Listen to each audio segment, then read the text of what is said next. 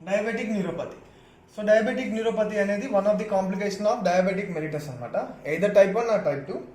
అంటే బ్లడ్లో glucose levels increase అవ్వడం వల్ల నర్వ్స్ అనేవి ఎఫెక్ట్ అవుతాయి. దాన్ని డయాబెటిక్ న్యూరోపతి అంటారు. సో నర్వ్స్ అనేవి ఎలా ఎఫెక్ట్ అవుతాయి?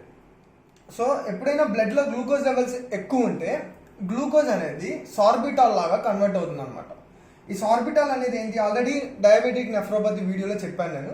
సార్బిటాల్ అనేది లాక్సేటివ్ అంటే వాటర్ని అబ్జర్వ్ చేసుకుంటుంది ఇది. సో ఈ ఆల్డోస్ రిడక్టేస్ అనేది ఎంజైమ్ అనమాట. ఆల్డోస్ రిడక్టేస్ అనేది ఏం చేస్తుందంటే గ్లూకోజ్ని సార్బిటాల్ లాగా కన్వర్ట్ చేస్తుంది. ఈ ఆల్డోస్ రిడక్టేస్ అనేది ఎక్కువ అబాండెంట్గా ఎక్కడ ఎక్కువ ఉంటుందంటే కిడ్నీస్లో, న్యూరాన్స్లో, ఐస్లో ఎక్కువ ఉంటుంది. సో దీనివల్ల ఏమవుతుందంటే గ్లూకోజ్ అనేది సార్బిటాల్ లాగా కన్వర్ట్ అయిపోతుంది. ఈ సార్బిటాల్ ఏం చేస్తుంది? సపోజ్ ఇప్పుడు న్యూరాన్స్లో ఏం చేస్తుందంటే ఈ సార్బిటాల్ అనేది ఆ శ్వాన్ సెల్స్ ఉంటాయి కదా, ఆ శ్వాన్ సెల్స్ లోపల సపోజ్ శ్వాన్ సెల్స్ లోపల సార్బిటాల్ ఉందనుకోండి, అప్పుడు వాటర్ని అబ్జర్వ్ చేసుకుంటుంది. అలా వాటర్ని అబ్జర్వ్ చేసుకోవడం వల్ల శ్వాన్ సెల్స్ అనేవి కొద్దిసేపటి తర్వాత స్వెల్ అయిపోయి లాస్ట్కి ఏమవుతాయి అంటే బర్స్ట్ అయి చచ్చిపోతాయి అనమాట. అట్లా ఏమవుతుందంటే సార్బిటాల్ ఇంక్రీజ్ అవ్వడం వల్ల ఈ సార్బిటాల్ అనేది లాక్సేటివ్ యాక్షన్ కాబట్టి వాటర్ని అబ్జర్వ్ చేసుకొని సెల్ అనేది మా శ్వాన్ సెల్స్ అనేవి చచ్చిపోతాయి. దీనివల్ల నర్వ్స్ అనేవి చాలా ఎఫెక్ట్ అవుతాయి అనమాట. సో దాన్నే డయాబెటిక్ న్యూరోపతి అంటారు. సో సార్బిటాల్ యాక్షన్ వల్ల సెల్స్ అనేవి చనిపోతాయి అనమాట. దీన్ని డయాబెటిక్ న్యూరోపతి అంటారు. సో ఇంత పెద్ద పెద్ద డయాబెటిక్ న్యూరోపతి గురించి తెలుసుకునే ముందు ఫస్ట్ బేసిక్ ఉండాలి. బేసిక్ ఏంటి అంటే అసలు నర్వస్ సిస్టమ్ అంటే ఏంటి? ముందు నర్వస్ సిస్టమ్ తెలిస్తే కానీ డయాబెటిక్ న్యూరోపతి గురించి తెలియదు. బట్టి కొట్టడం కంటే ఇట్లా తెలుసుకోవడం బెస్ట్. ముందు ఎన్ఎస్ నర్వస్ సిస్టమ్ అంటే ఏంటి? సో నర్వస్ సిస్టమ్ అనేది 2 టైప్స్గా క్లాసిఫికేషన్ చేస్తారు. 1 central nervous system, peripheral nervous system. Central nervous system అంటే సింపుల్గా అసలు ఏముండదు. ఇది బ్రెయిన్,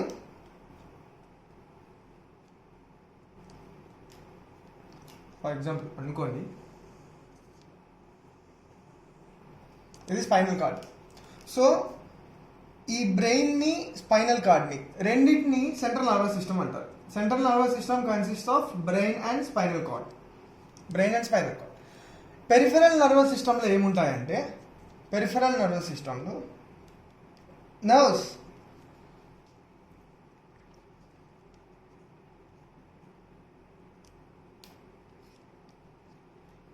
స్పైనల్ కార్డ్ నుంచి నర్వ్స్ వస్తాయి. ఇట్లా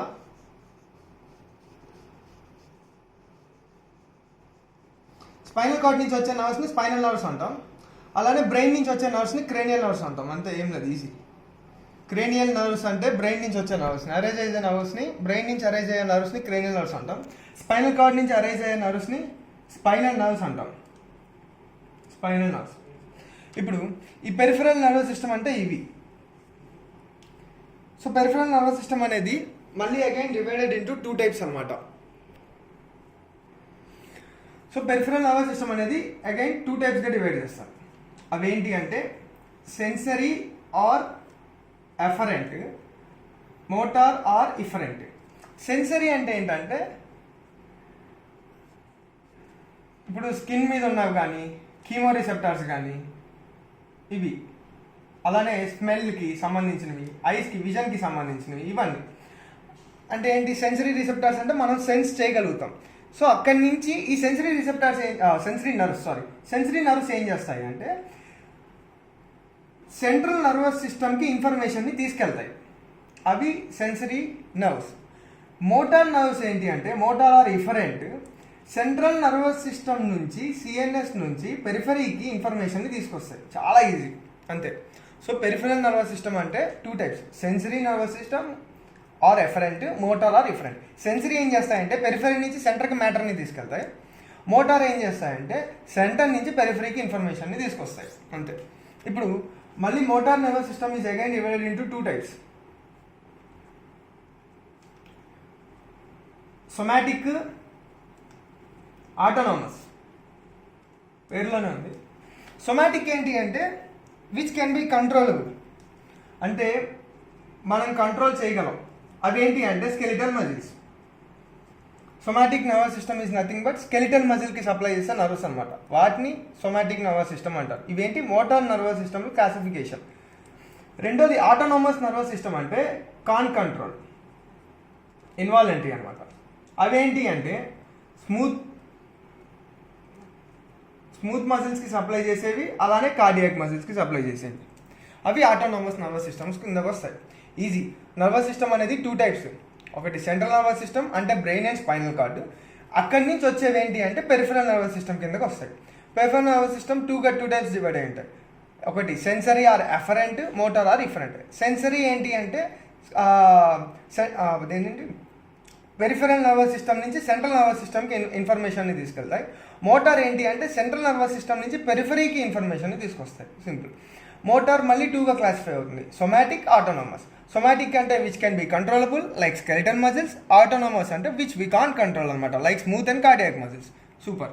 ఇప్పుడు లాస్ట్ క్లాసిఫికేషన్ ఆటోనామస్ అనేది అగైన్ 2గా డివైడ్ చేస్తారు. అంటే sympathetic, parasympathetic. Easy. Sympathetic and parasympathetic. So ఇది క్లాసిఫికేషన్ ఆఫ్ నర్వస్ సిస్టమ్. ఇప్పుడు ఇవన్నీ తెలిస్తే డయాబెటిక్ న్యూరోపతి అనేది చాలా ఈజీ అనమాట. నెక్స్ట్ ఏంటి అంటే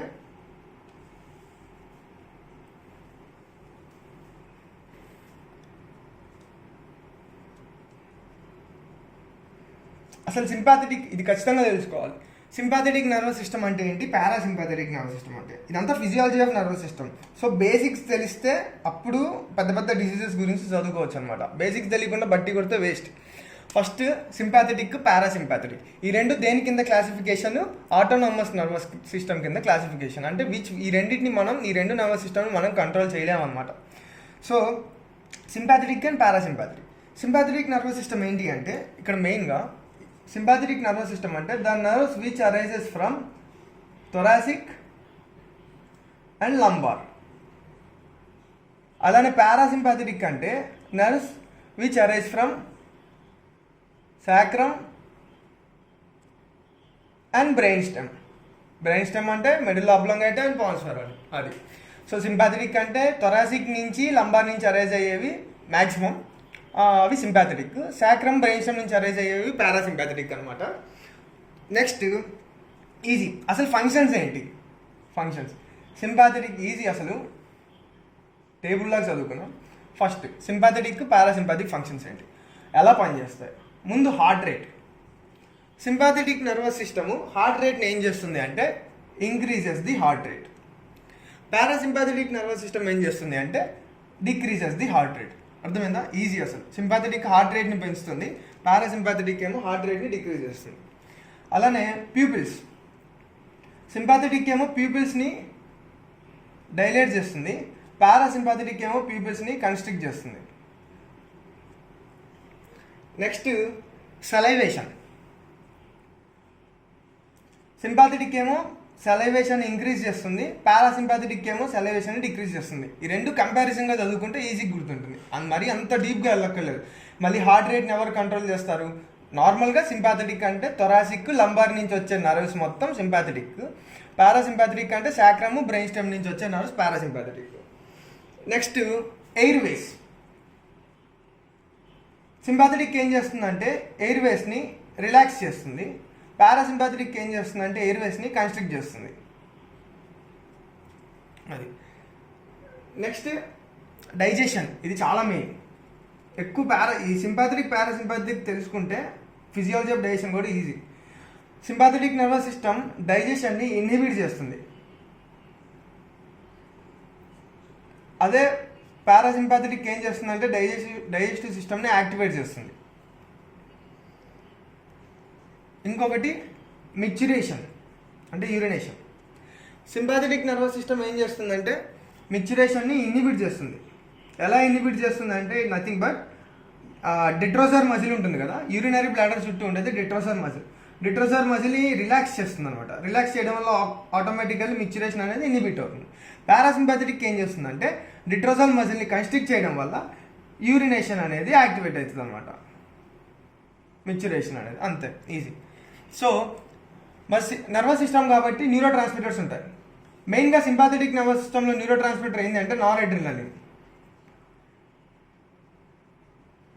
అండ్ పారాసింపాథెటిక్లో అసిటైల్కోలిన్, రైట్. ఇప్పుడు డయాబెటిక్ న్యూరోపతి ఏంటో చూద్దాం. డయాబెటిక్ న్యూరోపతిలో మెయిన్గా 4 టైప్స్ ఉంటాయి.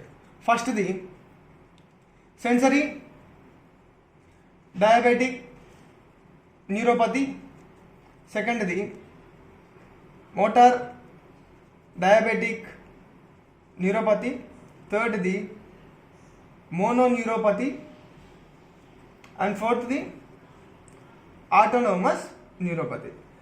ఇప్పుడు ఇవన్నీ సైన్స్ అండ్ సిమ్టమ్స్ అసలు మనం చదవనక్కర్లేదు, ఇది చదివితే ఈజీ. 2 కంపారిజన్ చేసి చెప్తా. సెన్సరీ డయాబెటిక్ న్యూరోపతిలో ఏం జరుగుతుందంటే, సో ఫస్ట్ది sensory diabetic neuropathy. Sensory diabetic neuropathy ఏంటి? సెన్సరీ నర్వ్ ఎఫెక్ట్ అయింది, అంటే డయాబెటీస్లో సెన్సరీ నర్వ్ ఎఫెక్ట్ అయింది. ఇప్పుడు వచ్చే సైన్స్ అండ్ సిమ్టమ్స్ ఏముంటాయి? మరి సెన్సరీ నర్వ్ అంటే ఏంటి? స్కిన్, స్మెల్, విజన్, ఇవి మెయిన్గా. అంటే సెన్సరీ మనం సెన్స్ చేసేవి అక్కడి నుంచి సెంట్రల్ నర్వస్ సిస్టమ్కి వెళ్తాయి అన్నమాట. అవి ఇన్ఫర్మేషన్ని పెరిఫరీ నుంచి సెంట్రల్ నర్వస్ సిస్టమ్కి తీసుకెళ్తాయి. సో మెయిన్గా సెన్సరీ నర్వస్ డయాబెటిక్ న్యూరోపతిలో వచ్చే ఫస్ట్ సైన్ అండ్ సిమ్టమ్ ఏంటి అంటే లోవర్ లిమ్స్లో ఇచ్చింగ్ అండ్ టింగ్లింగ్ అనమాట స్కిన్లో. సో స్కిన్ కాబట్టి మెయిన్గా itching and tingling of skin ఇవి ఎక్కువ ఉంటాయి మెయిన్గా, అంటే లాస్ ఆఫ్ సెన్సేషన్ ఇది. Next motor diabetic neuropathy. Motor diabetic neuropathy అంటే, మోటార్ అంటే ఏంటి? సెంట్రల్ నర్వస్ సిస్టమ్ నుంచి పెరిఫెరల్కి తీసుకొచ్చేవి, అంటే స్కెలిటల్ మజిల్స్ కానీ, స్మూత్ మజిల్స్ కానీ, కార్డియాక్ మజిల్స్ కానీ, ఏవైనా సరే ఇవి. సో దీనివల్ల ఏమవుతుందంటే మోటార్ డయాబెటిక్ న్యూరోపతిలో పారలైసిస్ కానీ, హెమిపారసిస్ కానీ ఇవి ఎక్కువ ఉంటాయి అన్నమాట. హెమిపారసిస్ కానీ, పారలైసిస్ కానీ, muscle lower limbs muscle weakness కానీ మ్యాక్సిమం ఎక్కువ, లేకపోతే in case upper limb muscle weakness కానీ ఇవి జరుగుతాయి. ఈజీ, ఇది వస్తే ఇది వచ్చేసినట్టే. సో బట్టి కొట్టాల్సినంత అవసరం లేదు. నెక్స్ట్ మోనో న్యూరోపతి, పేరులోనే ఉంది. మోనో అంటే సింగిల్. ఈ మొత్తం న్యూరాన్స్లో ఈ మొత్తంలో సింగిల్ న్యూరాన్ ఎఫెక్ట్ అవుతుంది అనమాట. అది ఏంటనేది, అది ఎఫెక్ట్ అయ్యే దాని మీద బట్టి సిమ్టమ్ మారిపోతుంది. ఇఫ్ అండ్ సపోజ్ పీపుల్స్కి వెళ్ళే ఈ న్యూరాన్ ఎఫెక్ట్ అయిందనుకో, ఇదర్ సింపాథెటిక్ ఎఫెక్ట్ అయితే డైలైట్ అవుతుంది, పారాసింపాథెటిక్ ఎఫెక్ట్ అయితే కన్స్ట్రిక్ట్ అవుతుంది అనమాట. ఏది ఎఫెక్ట్ అవుతుంది అనే దాని మీద బట్టి సైన్ అండ్ సిమ్టమ్ ఆబ్వియస్లీ మారిపోతుంది. మోనో న్యూరోపతి అంటే అది. మోనో న్యూరోపతి అంటే సింగిల్ న్యూరాన్